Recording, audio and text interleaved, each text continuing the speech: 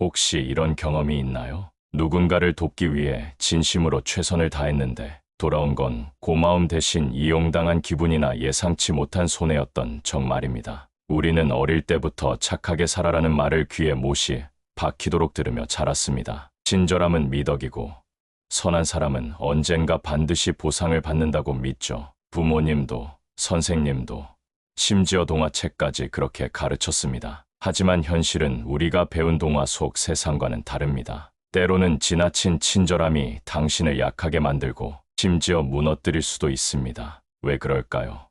세상은 이상적인 도덕으로만 돌아가지 않기 때문입니다. 16세기 이탈리아의 철학자 니콜로 마키아벨리는 그의 저서 군주론에서 인간 본성과 사회의 냉혹한 작동 방식을 날카롭게 분석했습니다. 그는 이렇게 말했죠.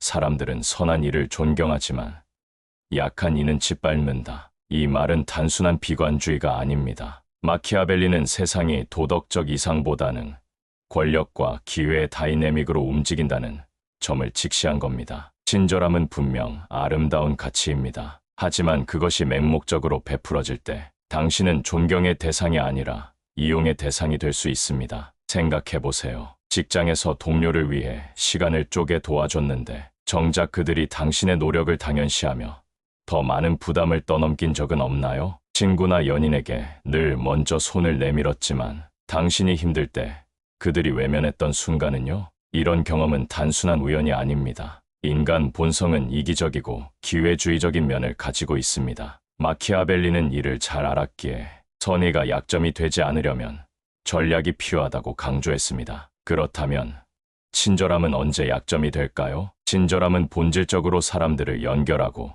세상을 따뜻하게 만드는 아름다운 가치입니다. 누군가의 미소, 작은 도움, 따뜻한 말 한마디는 때로 큰 변화를 만듭니다. 하지만 인간 본성과 사회의 작동 방식을 고려할 때 선의는 항상 좋은 결과만 가져오지는 않습니다. 오히려 당신의 의도와 달리 예상치 못한 손해를 안길 때가 많죠. 왜냐하면 세상은 동화 속처럼 선한 사람에게 보상을 보장하지 않고 오히려 약점을 드러낸 이를 이용하려는 사람들이 존재하기 때문입니다. 먼저 직장에서의 상황을 떠올려 봅시다. 당신이 팀에서 늘 솔선수범하는 사람이라고 가정해 봅시다. 동료가 이 자료 좀 도와줘라며 부탁하면 거절하기 미안한 마음에 흔쾌히 응합니다. 처음엔 정말 고마워라는 따뜻한 인사를 받으며 보람을 느끼죠. 하지만 시간이 지나면서 무슨 일이 벌어질까요? 그 동료는 당신의 친절을 당연한 것으로 여기기 시작합니다. 어차피 저 사람이 해줄 거야라는 생각이 자리 잡으면서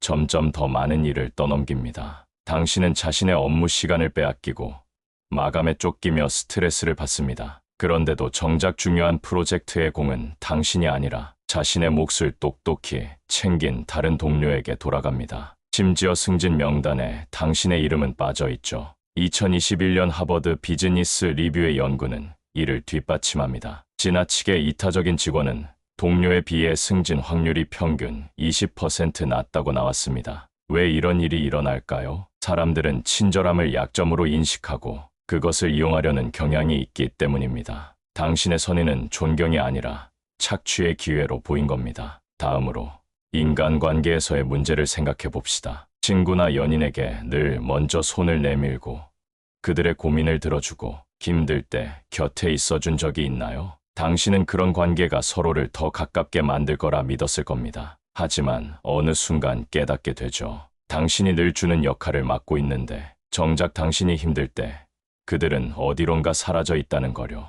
예를 들어 친구가 매번 돈 문제로 도움을 청할 때 당신은 흔쾌히 빌려줬지만 당신이 급전이 필요할 때 그들은 나도 지금 좀 바빠라며 슬쩍 피하죠. 심리학에서는 이를 give and take 불균형이라고 부릅니다. 당신이 계속 주는 역할을 맡으면 상대는 받는 것을 당연시하고 관계는 한쪽으로 기웁니다. 결국 당신은 감정적으로 지치고 내가 왜 이렇게까지 했을까라는 후회만 남습니다. 마키아벨리는 이런 상황을 정확히 경고하며 이렇게 말했습니다. 사람들은 은혜를 잊고 기회를 잡는다. 인간 본성은 고마움을 오래 기억하기보다 자신의 이익을 우선시하는 경향이 있습니다. 당신의 친절함은 그들에게 선물이 아니라 이용할 기회로 보인 겁니다. 마지막으로 갈등 상황에서의 사례를 살펴보죠. 당신은 분쟁이나 다툼이 생겼을 때 늘 괜찮아, 내가 양보할게라며 한 발 물러서는 타입인가요? 이건 갈등을 피하고 평화를 유지하려는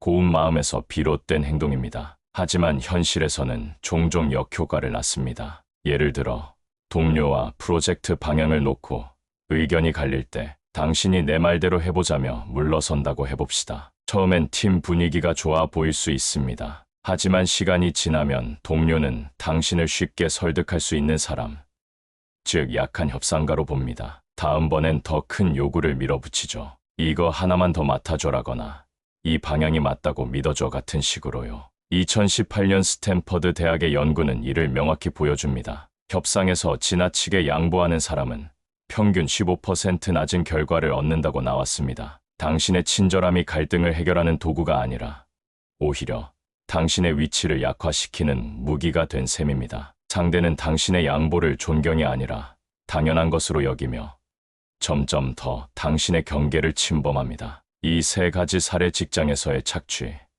인간관계의 불균형, 갈등에서의 패배는 모두 한 가지 공통된 교훈을 던져줍니다. 친절함은 존경받을 때만 진정한 가치를 발휘합니다. 그렇지 않으면 약점으로 전락하고 맙니다. 당신의 선한 마음이 따뜻한 미소로 돌아오지 않고 오히려 이용의 도구가 되는 순간이 바로 친절함의 함정입니다. 마키아벨리는 이 점을 날카롭게 간파했습니다. 그는 세상이 이상적인 도덕이나 선의로만 움직이지 않는다고 보았습니다. 대신 권력과 기회의 다이내믹이 사람들의 행동을 좌우한다고 믿었죠. 이제 마키아벨리의 냉혹한 통찰 속으로 더 깊이 들어가 봅시다. 그는 군주론에서 친절함과 선의의 위험성을 누구보다 날카롭게 분석한 철학자입니다. 마키아벨리는 인간 본성을 이렇게 요약했죠. 사람들은 이기적이고 기회를 놓치지 않으며 약한 이를 이용한다. 이 말은 비관적으로 들릴 수 있지만 그는 단순히 세상을 비판하려 했던 게 아닙니다. 그의 철학은 도덕적 이상을 부정하는 게 아니라 현실에서 살아남고 번영하기 위한 실질적인 전략을 제시하는데 초점이 맞춰져 있습니다. 그는 친절함이 약점이 되는 순간을 예리하게 포착하고 그것을 어떻게 다뤄야 하는지에 대한 구체적인 조언을 남겼습니다. 첫 번째로 마키아벨리는 이렇게 말했습니다. 사랑받기보다 두려움의 대상이 되라. 군주론에서 그는 군주가 백성들에게 지나치게 사랑받으려 애쓰다 보면 권력을 잃고 약해진다고 경고했습니다. 백성들이 군주의 친절을 약점으로 보고 결국 그를 존경하지 않고 이용하거나 배신한다는 겁니다. 이 말을 현대적으로 해석하면 지나친 친절함은 당신의 경계를 무너뜨리고 다른 사람들이 당신을 쉽게 조종하거나 무시할 수 있는 대상으로 만듭니다. 예를 들어 직장에서 팀을 이끄는 관리자가 모든 부탁에 제가 알아서 할게요라며 무조건 수용한다고 해봅시다. 처음엔 팀원들이 고마워할지 모릅니다. 하지만 곧 그들은 이 관리자를 뭐든 들어주는 사람으로 여기며 존경 대신 무시를 보내죠. 반대로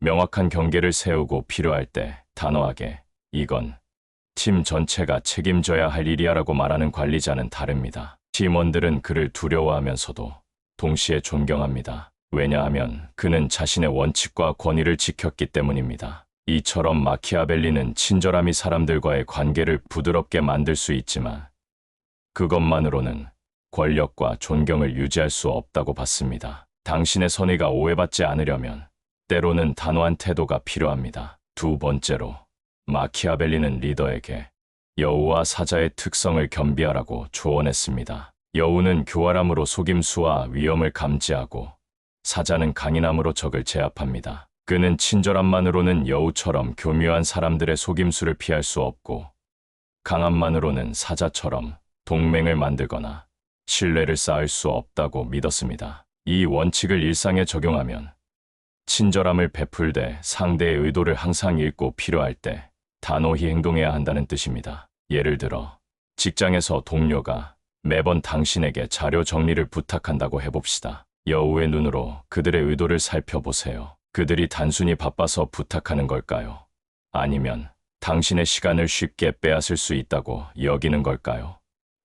만약 후자라면 사자의 힘을 발휘해 단호히 선을 그어야 합니다. 이번엔 도와줄게. 하지만 다음부터는 각자 책임 분담을 정하자라고 말하는 식으로요. 이렇게 하면 당신의 친절함은 여전히 빛나지만 동시에 약점으로 보이지 않습니다. 마키아벨리는 이런 균형이야말로 세상에서 살아남는 비결이라고 강조했습니다. 세 번째로, 마키아벨리는 단언했죠. 약점은 죽음이다. 그의 세계관에서 약점은 단순한 실수가 아니라 패배로 직결됩니다. 만약 당신의 친절함이 다른 사람들에게 착취의 기회로 보인다면 이미 실패입니다. 그는 군주가 선한 이미지를 유지하는 건 중요하지만 필요할 때 강하게 행동할 준비가 되어 있어야 한다고 역설했습니다. 예를 들어, 당신이 친구에게 계속 돈을 빌려줬는데 그들이 갚지 않는다고 해봅시다. 계속 괜찮아, 나중에 갚아라고 말하면 그들은 당신을 약한 사람으로 보고 의존하거나 무시할 가능성이 큽니다. 하지만 이번이 마지막이야, 다음부턴 갚을 계획을 먼저 말해줘라고 단호히 말한다면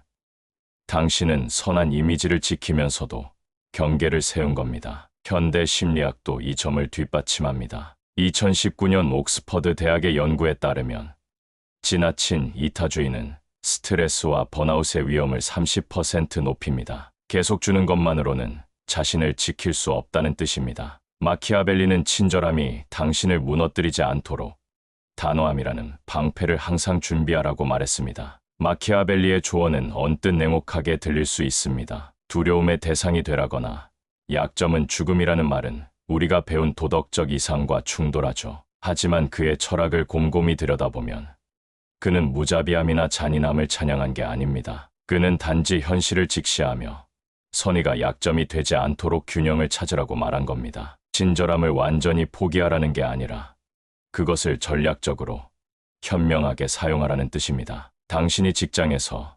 인간관계에서, 갈등 속에서 겪은 좌절은 단순히 운이 없어서가 아닙니다. 그것은 친절함이 잘못된 방식으로 쓰였을 때 나타나는 자연스러운 결과입니다. 이제 마키아벨리의 통찰이 단순히 이론에 그치지 않고 실제로 역사와 현대를 통해 어떻게 드러나는지 구체적인 사례들로 확인해 보겠습니다. 친절함이 약점으로 작용한 사례는 시대와 장소를 막론하고 존재합니다. 이 사례들은 마키아벨리의 지혜가 수백 년이 지난 오늘날에도 여전히 유효하다는 점을 생생히 보여줍니다. 먼저 역사적 사례로 16세기 영국의 철학자이자 정치가였던 토마스 모어의 비극을 들여다봅시다. 토마스 모어는 이상주의자이자 정의로운 인물이었습니다. 그는 유토피아라는 책에서 공정하고 평등한 사회를 꿈꾸며 도덕과 윤리를 삶의 중심에 두었죠. 하지만 그의 고결한 신념은 현실의 권력 앞에서 시험대에 올랐습니다. 당시 영국의 왕 헨리 8세는 자신의 결혼 문제를 해결하기 위해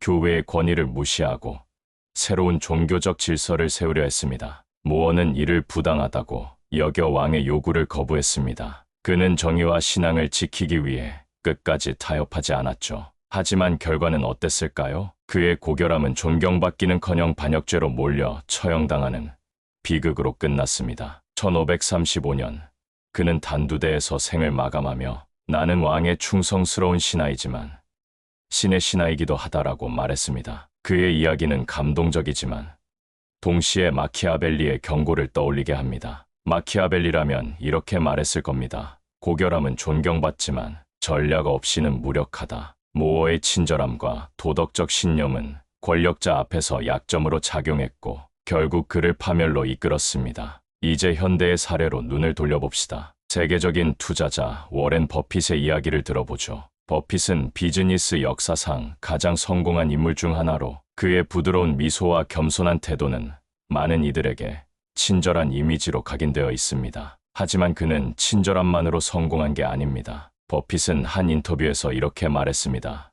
좋은 사람이 되되 바보가 되지 마라. 그는 비즈니스에서 지나친 관대함이 실패를 부를 수 있다고 거듭 경고했죠. 예를 들어 스타트업 창업자가 열정에 넘쳐 투자자와 계약을 맺을 때 너무 많은 지분을 양보하거나 불리한 조건을 받아들인다면 회사의 통제권을 잃을 수 있습니다. 버핏은 이런 실수를 피하기 위해 항상 단호한 경계를 세웠습니다. 그는 파트너와의 신뢰를 소중히 여기지만 동시에 계약서의 세부 조항 하나하나를 철저히 검토하는 여우의 교활함을 잃지 않았죠. 그의 성공은 친절함과 단호함이 절묘하게 균형을 이룬 결과입니다. 만약 버핏이 마키아벨리의 말을 들었다면 아마도 약점은 죽음이다라는 문장에 고개를 끄덕였을 겁니다. 마지막으로 우리 일상에서 흔히 볼 수 있는 사례를 생각해 봅시다. 소셜미디어 세상에서 친절함이 어떻게 약점으로 변하는지 살펴보는 겁니다. 인스타그램이나 유튜브에서 누군가의 게시물에 좋아요를 누르고 댓글로 따뜻한 응원을 남기고 심지어 모르는 사람까지 팔로우하며 호의를 베푸는 사람이 있다고 해봅시다. 처음엔 이런 행동이 관계를 넓히고 사람들과 연결되는 기쁨을 주죠. 하지만 시간이 지나면 어떤 일이 벌어질까요? 당신의 호의는 점점 당연시됩니다. 당신이 늘 좋아요를 누르는 사람은 당신의 관심을 특별히 여기지 않고 오히려 이 사람은 뭐든 다 좋아해라며 가볍게 치부할 수 있습니다. 심지어 소셜미디어에서 지나친 호의는 진정성 없는 행동으로 오해받기도 합니다. 2022년 소셜미디어 심리학 연구에 따르면 지나치게 호의를 남발하는 사용자는 디지털 공간에서 도덕적 약점으로 인식되어 팔로워들의 신뢰를 잃을 가능성이 높다고 나왔습니다. 당신의 친절함이 진정한 관계를 만들기는커녕 피상적인 연결과 오해 속에 갇히는 셈입니다. 이 사례들은 친절함은 존경과 균형을 동반해야만 진정한 힘을 발휘한다고 알려주고 있습니다. 그렇다면 우리는 어떻게 해야 할까요? 친절함을 버리고 냉정해져야 할까요? 절대 그렇지 않습니다. 마키아벨리의 철학은 비관적이거나 냉소적인 것이 아닙니다. 그는 친절함을 완전히 포기하라고 말하지 않았습니다. 대신 그것을 전략적으로 현명하게 활용하라고 조언했죠. 당신의 선한 마음이 이용당하지 않고 존경받는 자산이 되도록 그는 현실적인 지침을 남겼습니다. 이제 우리는 지나친 선의의 약점을 극복하고 친절함을 진정한 강점으로 바꾸는 구체적이고 실용적인 방법들을 하나씩 살펴볼 차례입니다. 이 방법들은 마키아벨리의 지혜를 일상으로 가져와 당신이 세상에서 더 현명하게 나아갈 수 있도록 도울 것입니다. 첫 번째로, 경계 설정의 기술을 익혀야 합니다. 친절함은 소중한 선물이지만 무한정 베풀어서는 안 됩니다. 당신의 시간, 에너지, 자원은 한정되어 있고 그것을 아무렇게나 낭비하면 결국 자신을 소진시키고 맙니다. 심리학자 아담 그랜트는 그의 책 기브 앤 테이크에서 선택적 이타주의라는 개념을 소개했습니다.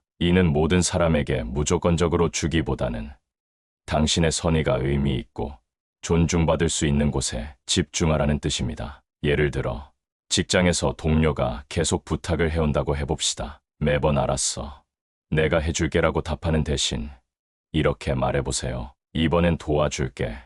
하지만 다음엔 내가 이 부분을 책임져야 해. 이 한 문장은 간단하지만 강력합니다. 당신은 여전히 친절하지만 동시에 명확한 조건을 설정해 자신의 경계를 지킵니다. 상대는 당신의 선의를 당연시하기보다 존중하게 되죠. 경계를 세우는 건 이기적인 행동이 아닙니다. 오히려 당신의 따뜻한 마음이 오래 빛날 수 있도록 보호하는 방법입니다. 마키아벨리가 사자의 힘을 강조한 것도 바로 이런 순간을 위한 것이었습니다. 두 번째로, 상대의 의도를 읽는 법을 배워야 합니다. 마키아벨리는 여우처럼 교활한 눈으로 세상을 보라고 했죠. 이는 사람들의 동기를 관찰하고 그들의 행동 뒤에 숨은 의도를 파악하라는 뜻입니다. 누군가 당신에게 반복적으로 도움을 요청하거나 호의를 기대한다면 잠시 멈춰서 생각해 보세요. 그들은 진심으로 당신의 도움을 소중히 여기는 걸까요?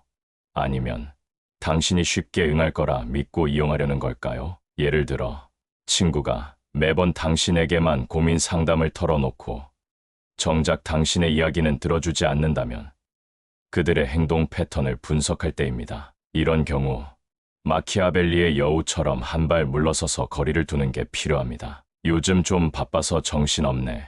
우리 다음에 천천히 이야기 나누자라고 부드럽게 말하며 균형을 찾는 거죠. 2020년 케임브리지 대학의 연구는 이를 뒷받침합니다. 감정적 지능이 높은 사람은 다른 이들의 의도를 읽고 착취를 25% 덜 당한다고 나왔습니다. 상대를 의심하라는 게 아니라 당신의 선의가 올바른 곳에 쓰이도록 지혜롭게 판단하라는 뜻입니다. 세 번째로, 단호함을 연습해야 합니다. 아니요라는 말은 어렵습니다. 특히 친절함을 소중히 여기는 사람에게는요. 거절하면 상대가 상처받을까, 관계가 어색해질까 걱정되죠. 하지만 단호함은 당신을 약하게 만드는 게 아니라 오히려 존경받게 만듭니다. 처음엔 어색할 수 있지만 작은 것부터 시작해보세요. 예를 들어 직장에서 부당한 부탁을 받았을 때 이렇게 말해보세요. 그건 지금 내 우선순위가 아니야. 다른 방법을 찾아보자. 미소를 지으며 부드럽게 말하면 당신은 단호하면서도 따뜻한 이미지를 유지할 수 있습니다. 마키아벨리는 이를 사자의 힘이라 불렀습니다. 단호함은 당신의 경계를 지키고 다른 사람들이 당신을 함부로 대하지 못하게 만드는 강력한 무기입니다. 심리학자 수잔 크라우스 윗보는 단호함을 자기 존중의 언어라고 정의했죠. 당신이 자신을 존중할 때 다른 사람들도 자연스럽게 따라옵니다. 네 번째로, 선의를 전략적으로 활용하세요. 친절함은 아낌없이 주는 것만이 전부가 아닙니다. 그것을 신뢰와 관계를 쌓는 도구로 사용할 때 더 큰 힘을 발휘합니다. 예를 들어, 직장에서 동료를 도와줄 때 단순히 알았어, 내가 해줄게라고 말하지 말고 이렇게 해보세요. 이 프로젝트 성공하면 우리 팀 모두 빛날 거야. 같이 잘해보자. 이 한 문장은 당신의 친절함을 팀의 공동 목표와 연결짓습니다. 당신은 여전히 선한 사람이지만 동시에 자신의 가치를 드러내고 존경받을 위치를 확보하는 거죠. 마키아벨리는 이런 방식을 권력의 연금술이라 볼 수 있습니다. 친절함을 통해 신뢰를 쌓되 그것이 당신을 약화시키지 않고 오히려 영향력을 키우는 방향으로 이끄는 겁니다. 심리학에서도 이를 상호 이익의 원칙이라 부르며 호혜적인 관계가 더 오래 지속된다고 설명합니다. 마지막으로, 자기 가치를 인식하세요. 당신의 시간, 에너지, 마음은 소중합니다. 지나친 친절함으로 자신을 소진시키면 결국 아무도 돕지 못하고 당신마저 무너집니다. 심리학에서는 이를 자기 연민이라 부릅니다. 자신에게 친절한 사람이 타인에게도 더 건강한 선의를 베풀 수 있죠. 예를 들어, 하루 종일 남의 부탁을 들어주느라 지쳤다면 잠시 멈춰서 이렇게 자문해보세요. 지금 내가 정말 이걸 해야 하나? 내 에너지를 지키는 게 더 중요하지 않을까? 2017년 UCLA의 연구에 따르면 자기 연민을 실천하는 사람은 번아웃 위험이 40% 낮습니다. 당신이 자신의 가치를 소중히 여길 때 다른 사람들도 당신을 더 존중합니다. 마키아벨리가 말한 약점은 죽음이다라는 경고는 바로 이 점을 상기시킵니다. 자신을 지키는 친절함이야말로 가장 강력한 선의입니다. 이제 친절함의 새로운 정의를 내려볼 시간입니다. 친절함은 잘못된 게 아닙니다. 그것은 사람을 연결하고 세상을 따뜻하게 만드는 강력한 힘입니다. 하지만 마키아벨리가 경고했듯 그것이 당신을 약하게 만든다면 다시 생각할 때입니다. 세상은 동화 속 이야기가 아니라 권력과 기회의 치열한 전쟁터입니다. 당신의 선한 마음이 이용당하거나 짓밟히지 않도록 전략적으로 움직여야 합니다. 경계를 세우고 단호함을 연습하며 상대의 의도를 읽고 선의를 신뢰의 도구로 활용하세요. 그리고 무엇보다 당신의 가치를 잊지 마세요. 마키아벨리는 이렇게 말했을 겁니다. 착한 사람은 사랑받지만 현명한 사람은 살아남는다. 당신은 어떤 선택을 하겠습니까? 친절함을 약점이 아니라 강점으로 바꾸는 길은 지금 당신 손에 달려 있습니다. 이 모든 여정을 돌아보며 한 가지 현실적인 교훈을 되새겨봅시다. 친절함은 당신의 마음에서 우러나오는 선물입니다. 하지만 그 선물이 소중히 여겨지지 않는 곳에 마구 뿌려진다면 결국 당신만 상처받고 지칩니다. 오늘부터 작은 변화를 시작해보세요. 누군가에게 도움을 줄 때 잠시 멈춰서 자문해보세요. 이 친절은 나를 빛나게 할까? 아니면 나를 약하게 만들까? 그리고 당신의 선의가 존중받을 수 있도록 단호한 한마디를 덧붙여보세요. 이번엔 내가 도와줄게. 하지만 다음엔 우리 함께하자. 이 작은 행동 하나가 당신의 삶을 바꿀 씨앗이 될 겁니다. 세상은 당신의 따뜻한 마음을 필요로 합니다. 하지만 그 마음이 빛나려면 당신이 먼저 자신을 지켜야 합니다. 그러니 지금 한 발짝 내딛어 보세요. 당신의 친절함이 세상을 바꾸는 힘이 되도록, 그리고 당신이 더 단단히 서 있는 사람이 되도록 말입니다.